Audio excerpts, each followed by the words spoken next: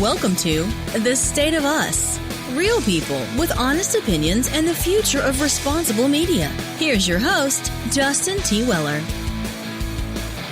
States imported more goods than ever last year, including a record amount from China, ballooning America's trade deficit with the rest of the world to $891.3 billion, almost $900 billion, and delivering a setback to President Trump's goal of narrowing that gap, as reported by the New York Times on March 6, 2019.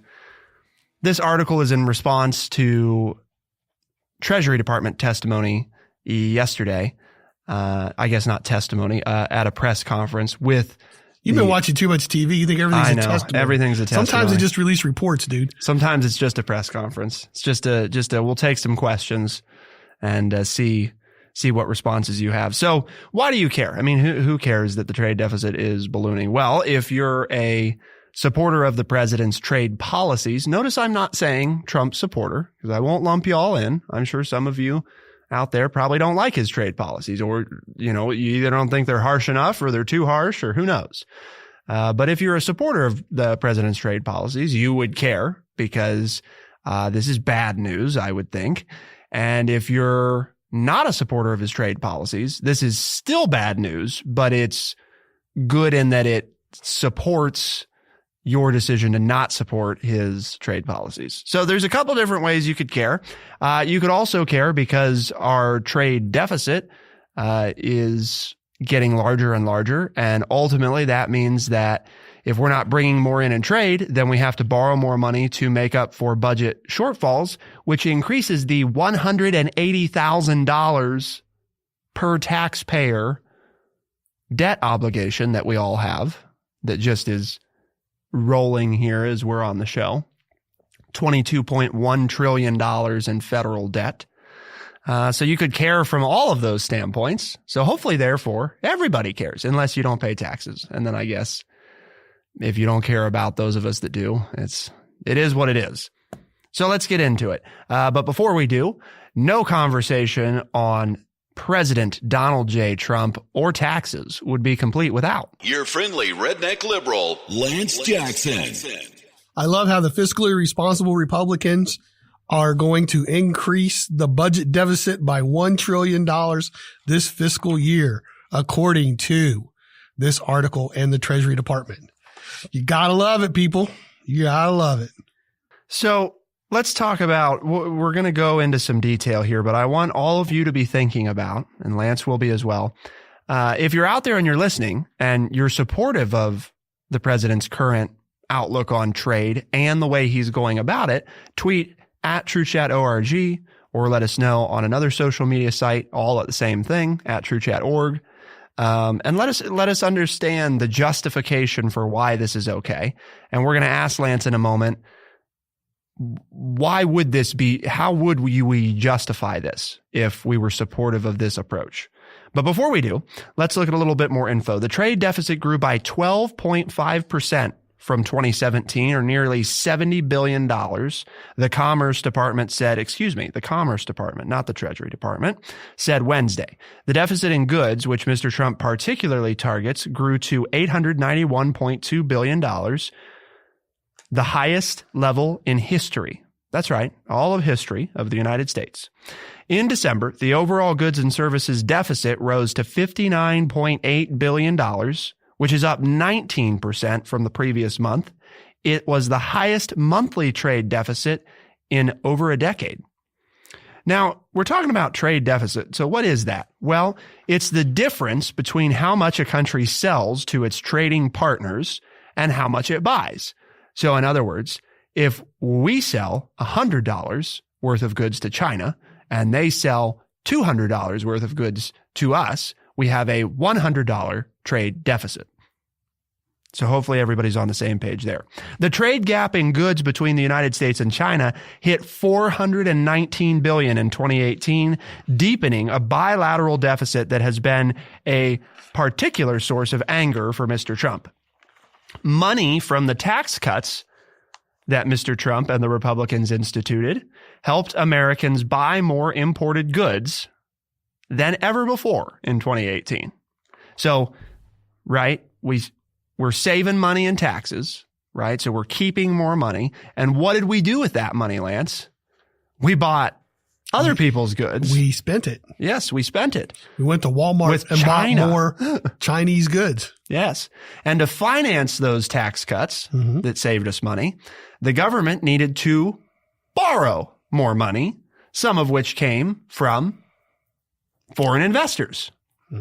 So we do a tax cut, which gives Americans more money to go buy more Chinese goods. And then the Chinese investors loan us the money to make up for the deficit that the tax break gave us. So China's winning. Which is, if you remember, a couple months ago, I told you that. Yeah. How is China losing in this situation? Well, they've had an economic slowdown. Oh. And so it is hurting them. The U.S. It is in some ways. Yes. I mean, a slowdown's bad, right? Yes. We don't like slowdowns. They have an economic, well, it's causing us to not grow as quickly because since they're slowing, so it hurts us slowing too. down, they can't buy as much from us. So there's an interdependence then, isn't there? Yes. So when China doesn't do well, we don't do well. Which is why I argued against tariffs. Because they have to do well for us to do well. You can't stop them from buying stuff from us and expect us to just naturally do better. And we've seen that time and time again in these companies that supposedly were supposed to be helped by the Trump tariff, aluminum, things like that, steel, that countries aren't coming to the United States to buy that stuff because our prices are so much higher. So anyway, wherever you want to go from there, boss. Well, I think it's important to note that the cuts are also helping to swell the federal budget deficit, which we've hinted at already, which Mr. Trump similarly pledged to reduce. And in fact, he promised to eliminate when he was a candidate. Yep.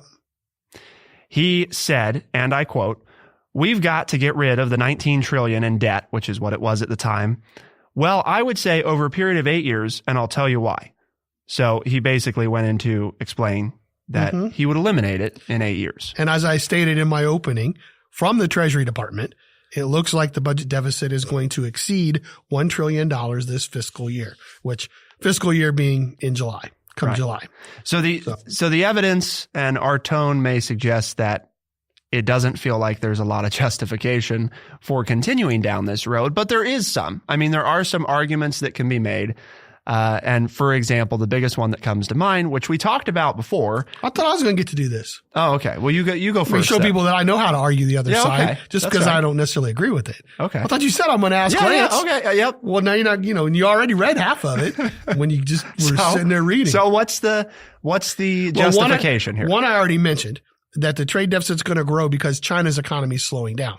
So therefore, the Chinese don't have as much money to spend to buy goods outside of the country. So we're exerting pressure on them. Right. And because of their slowdown in their economy and in their ability to sell goods, they don't have as much money, which means they're not going to buy as much of our goods.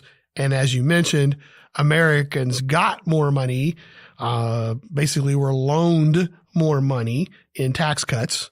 And I say loaned because the deficit went up. We didn't collect as much in taxes as we gave back to the American people. So that's one reason. So we were bought more than the Chinese bought from us, which is why you have a trade deficit. And the other thing was the U.S. dollar rebounded and was stronger, which also then the reason that makes a difference is American goods become more expensive for foreign countries because our dollar is stronger. So therefore their form of currency is not as valuable against a stronger dollar as it is against a weaker dollar. So the fact that the US dollar in global currency markets is stronger now, it means that, it's cheaper for us to buy foreign goods and we got more money, supposedly. I mean, I didn't. I'm one of those people that you're hearing about who are mad at their tax accountant because I'm not getting that. All right. You're in the 45%, 42% that's not seeing that savings. Right. I'm going to have to pay more in taxes this year. But again, we still had more money in our paychecks. So we went out and bought more because our dollars that we got from the tax cut could buy more things because the US dollar was stronger than foreign currencies. So therefore it made those goods actually cheaper for us to buy. So it works two ways. We can buy more stuff, but we buy that stuff from overseas. We buy those material goods from overseas. And then therefore that's going to drive up the trade deficit. So you got more money and you went out and spent it, but in all likelihood you spent it on foreign goods, which is going to raise the trade deficit. So how is this in support of a justification for doing this? I mean, I get the pressure. No. I'm saying that this didn't have anything to do with President Trump. Oh, okay. Okay. Well, the question was, how is this not the fault of President Trump? Well, he didn't have any control over whether or not the dollar would go up. Sure. And he could argue that he had nothing to do with the economic slowdown in China. That was their state-run or personal-run companies' decisions, those things that he didn't have control over. It's not inside my country. I don't control the way the Chinese run their businesses. So, the economic slowdown in China is not my fault. And the fact that the US dollar got stronger is not my fault. So what about then? Now, what would be his blame is he gave Americans more money and therefore they went out and spent it, which he wanted to do to stimulate the economy. But foreign-made goods were still cheaper than American-made goods, so people bought more foreign goods than they did American-made goods, so it really didn't do the trade deficit any good. So then what about? Then, along the final piece there with this is that revenue from personal and corporate income taxes were down 9% compared to the same month a year ago. So we're not collecting as much in taxes, which is why we see the deficit continuing to rise. Not only the trade deficit, but also the budget deficit, the debt indicators. So then what about we have a Trump supporter here, right? Mm-hmm. I mean, I think, unless that's changed. Okay. We got a peace sign. So yeah, but like you said, you don't have to be a Trump supporter or a Trump hater to agree or disagree with trade policy. But let's say you are a supporter, a supporter of his trade policy. Let's assume that. Then how do you justify continuing down the current path? In my mind, one of the first things that you come to is and this is what we talked about way back when this stuff with China started. And we were also talking about North Korea, that sometimes things do have to get worse before they get better. I mean, we just had articles, right? Was it last week or the week before about China and the U.S. were nearing an agreement on trade, finally. So you could argue, and I mean, there's probably some validity to this, because we just admitted that this is exerting pressure on China because their economy is slowing, that the pressure that we've been exerting, which you have to, exert for some time before they get antsy, you can't blink first.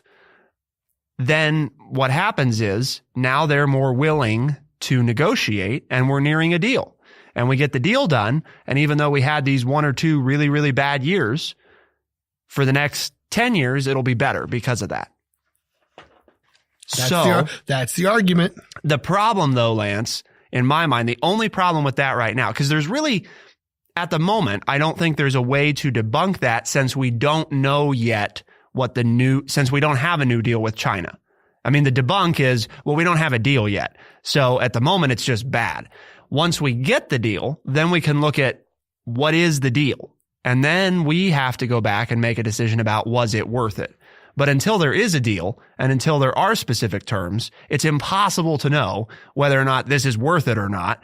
All that we know at the moment is it's not worth it because it's bad. We're increasing the budget deficit and our people are buying more foreign goods than ever before. And just because the new trade deal, if it does come to fruition and is signed, there's no guarantee it's going to make it better. It could make it worse. That's right. So just because there's going to be, to counter argue what you just said, just because there might be a trade deal, let's assume there is, okay, let's say that we reach some kind of agreement in the next month or so, and we sign a trade deal with China, the president obviously is going to argue that it's going to decrease all these numbers, but it might not. It just as likely, there's a chance that it could make this situation even worse. And therein lies the problem, is that if you owe money, if you're in debt, the interest on that debt continues to go. So if you don't start paying down the principal, you never get down to even. You can't just keep making payments on the interest and get yourself back on a strong financial footing. And that's the problem with going further in debt, is that the interest payments are going to be even higher, be it a trade deficit or the national debt. The interest payments are going to continue to go up, and we're collecting less money. It's going to have to be some major improvements, is my point, to counterbalance all this negativity. Okay, look, we're actually now trading more with China, $200 billion every year. Okay, but now we're further behind, so that small increase isn't going to lower the deficits as fast as it would have. We may spend 5 or 6 years, it's all supposition, I understand, using the good things that happen just to pay off and catch back up to where we were before it ever started. Mm-hmm. I mean, it's going to have to be some whale of a deal. But it is possible, I guess, but as I'm on the record before as saying, China doesn't lose too many deals. No. The Chinese, because they have the ability to do things that the United States president doesn't have to do. They're still an autocratic government that has more leeway. They have more things. They have more power to do what they want and can make it happen faster to make things work in their favor. Whereas the United States, we have to go, we don't have that ability. Thankfully, again, we're going back to our previous show, quote, freedoms and things that to not make things happen quite as quickly. So we're going to look at, we don't like just, let's say here for a moment, we don't like the president's trade policy. What's the alternative? How else could we go about this? But before we answer that important question, we want your feedback and your thoughts at TrueChat.org on Facebook, Twitter, and pretty much all social media. So find us and let us know. So Lance, we're working here at TrueChat, right, to try to accomplish something. And is that what this work? And this show's part of it. I did not know it's doing work. Oh, it's just that much fun, huh? It is fun. Okay. So tell us, what is TrueChat trying to accomplish? Well, here at TrueChat, our mission is to educate people by providing honest, open, and respectful conversations. How does it go on memorizing that? Oh, not very well. No? No. Okay. I haven't put my mind to it. You take the sign down, then I'll have to do that. Or I'll just stay quiet and make you say it. Yeah. But as long as I have a sign, I have other things that I have to spend my brain matter on. Our producer says he's got it memorized. That's good. Yeah, well. He's an overachiever though. So great. So what? Let him read it. I don't care. Okay. Give him something to do. Tell you what, just hanging out in there doing nothing. No, he's making sure we sound good, right? It doesn't hurt my feelings, I know that's hard to do with Lance. Take a zero out of my paycheck. Go ahead. Yeah? Okay. Take that zero out of my paycheck. We'll nix it from the end, right? That's where they're at. It's a zero at the beginning. You can take all the zeros after that you want out. It doesn't make any difference to me till that front number changes. Now, if you think that we're not upholding that mission, please let us know. ethics@truechat.org, ethics@TrueChat.org. So let us know your thoughts, but we're getting into. Okay. Now what are we getting into? The alternative. Okay. So President Lance Jackson is on the scene. Oh, you guys don't want that. We've got a big trade deficit with China. Yep. Okay. And the people are saying, we hate it. We don't like this trade deficit. Yep. So what's your answer then? What do we got? Buy American. Yeah. Pay more for it and buy American. So how do we achieve that? No, I don't say that, but that's what, Or is it not a problem? We just don't have to fix it.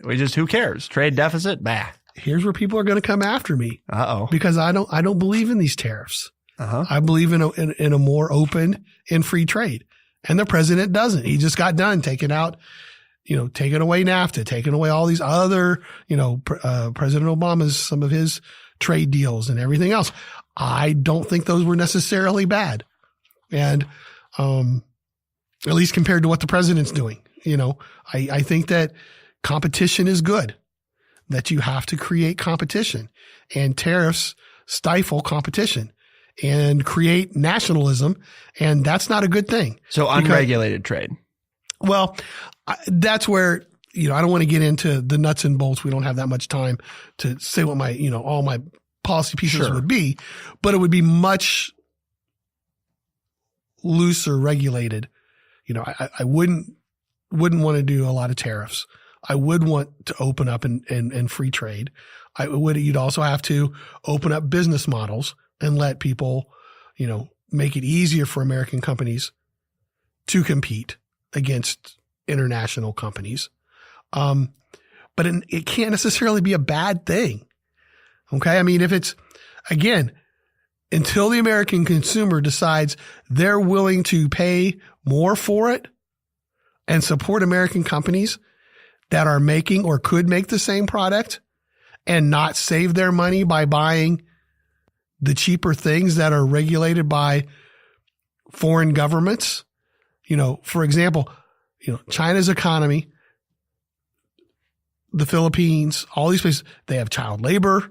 They have very low wages, all of which enables them to produce goods at a much lower cost.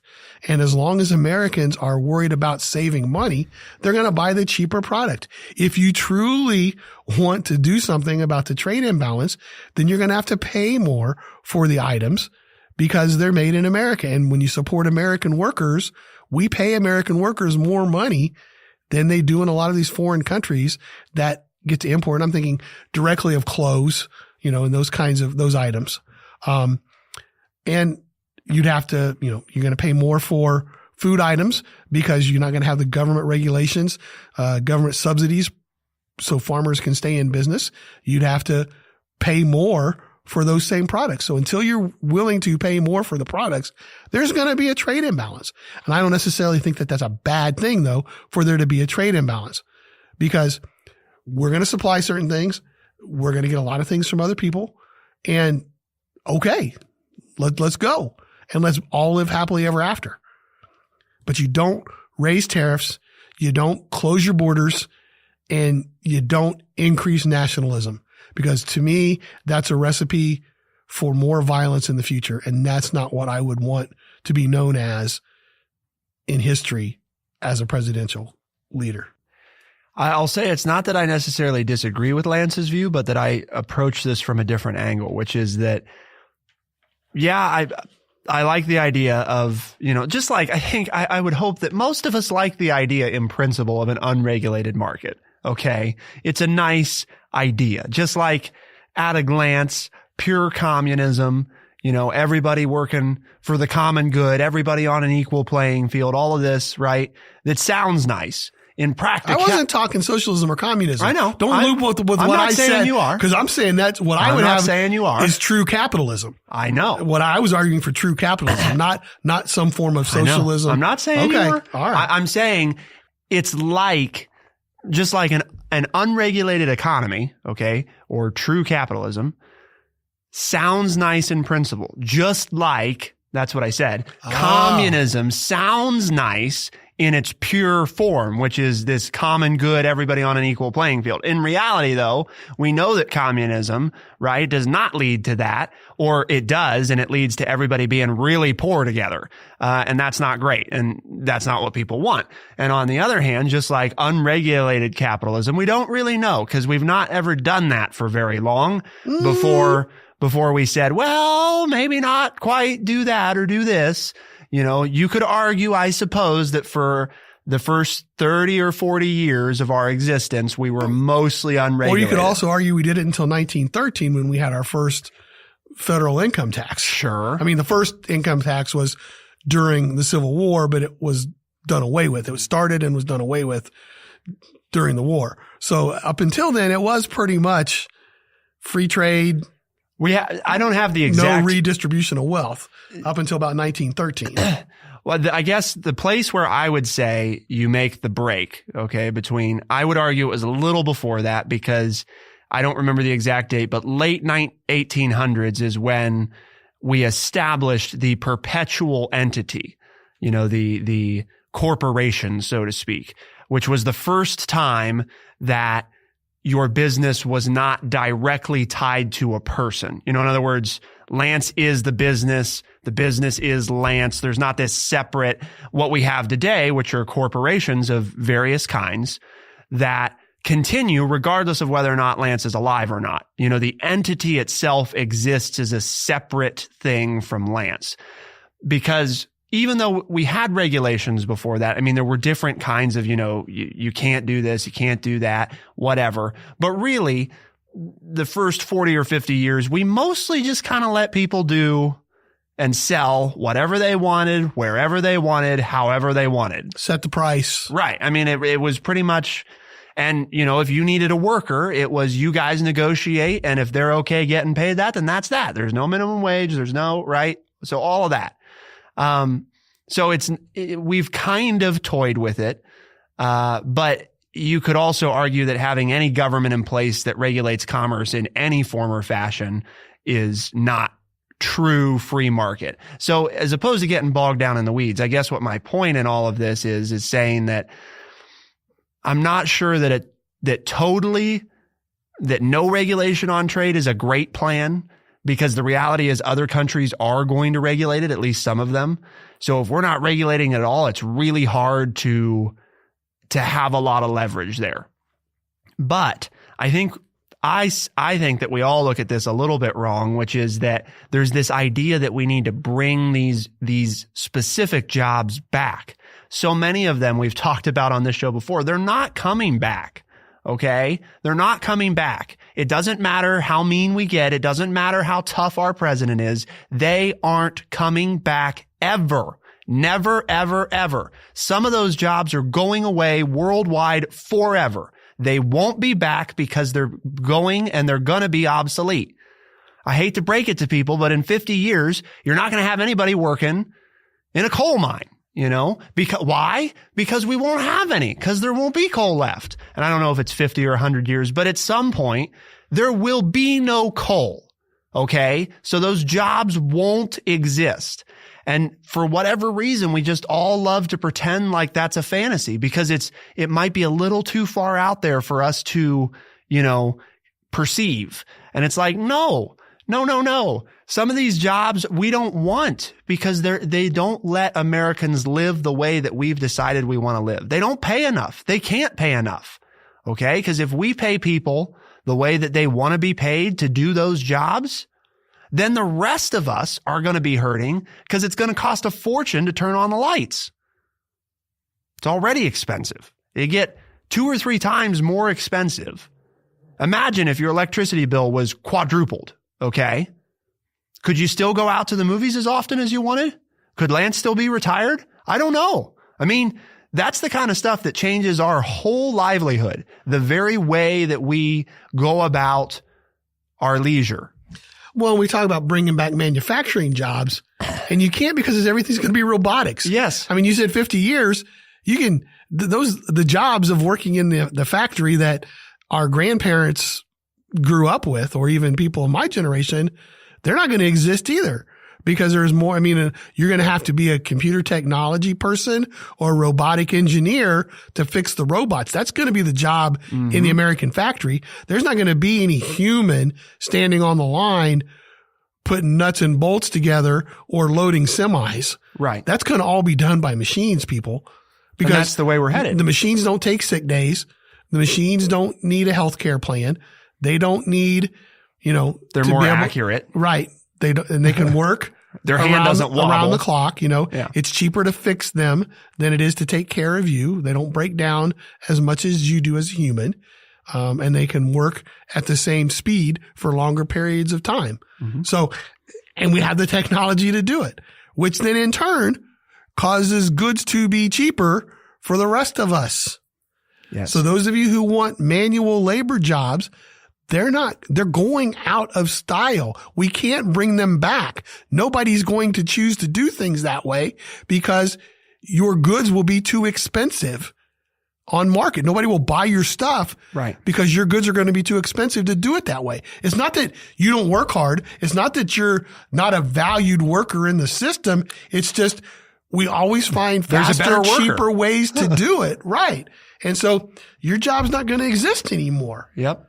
And there's nothing you can do to stop it. Yeah. What we have to do, and that's where we are seeing a relatively slow death of blue collar jobs in this country, but that doesn't mean there won't be new jobs for those people. It just means that those jobs won't be there. The job market's going to, but you're not going to bring back these manufacturing jobs that many, many people who voted for Trump believed in when he said, I'm going to bring these jobs back to America. As you pointed out accurately, nobody can bring them back to America because they're not going to exist anymore. Yeah. I mean, we could, and that's the point. Why continue to throw good money after bad? Yeah. Or, we bring them back for 10 years and then they go away anyway. Right. I mean, the reason they're going away now is because those companies already have decided that they know 10 years out how they're going to be doing this stuff. And they either know it's not going to involve people or it's not going to involve Americans because it's too expensive. Put our money and effort into retraining workers. Yes. Train them to work in the 21st century.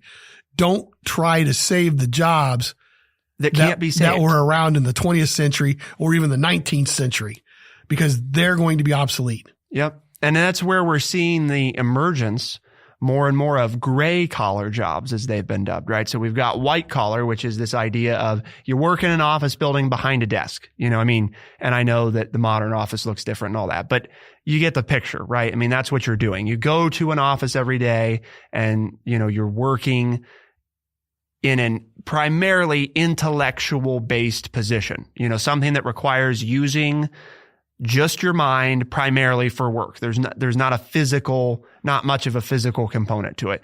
The blue collar job kind of being the opposite of that. There's a lot of physical, and traditionally there's not as much intellectual component to it. And that's where we see the in-between, the gray collar job that keeps popping up. Think of that, things like, for example, an Uber driver.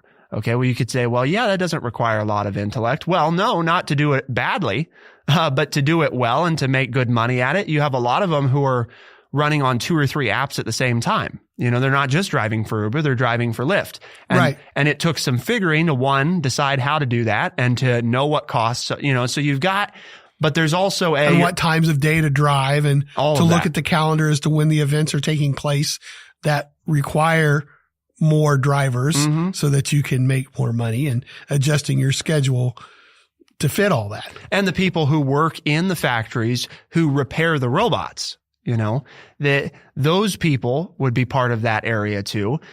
Your modern diesel mechanic would probably be in that arena, because I hate to break it to you, but that's not a really, simple job. You have to be pretty skilled to do it well.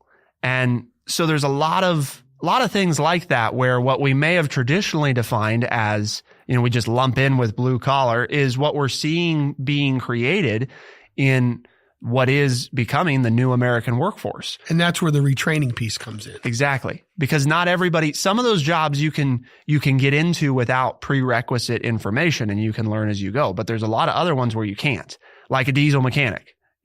Lance cannot just go walk in to a shop and say, hey, I want to be a diesel mechanic for you. They're going to say, okay, where's your certification or what kind of training do you have or how many years have you been doing it? He's going to say, well, I got none of that. And they're going to say, okay, see ya, because for that position, they can't hire Lance. They don't have time to, teach him how to do all that. They don't take stuff on apprentices. Right. Yeah. At least most of them don't. So that's the point in what we're getting at here. Hopefully it's given you guys some stuff to think about, a couple different angles. But we tried to make sure that we talked about, there are some ways to justify the president's current approach. But let us know your thoughts at TrueChat.org, at TrueChat.org on social media. And Lance, we got new people listening this year, right? Right. And our current listeners, they're telling other people, hey, go listen to this. I hope so. And when their friend asks them, well, how do I listen to it? What are the different ways that those people can tune in? Well, you can do Apple Podcast. You can do Stitcher. You can do Spotify, my personal favorite, or anywhere else where you can find podcasts. Okay. So a lot of different ways, right, to tune in. Pretty simple. Besides just going to TrueChat. Yeah. You can do that always. Yep. Well, thank you all for tuning in. We very much appreciate it. For the State of Us on TrueChat in Urbana, I'm Justin T. Weller. And I'm Lance Jackson. We'll see you next time on The State of Us. Be the change.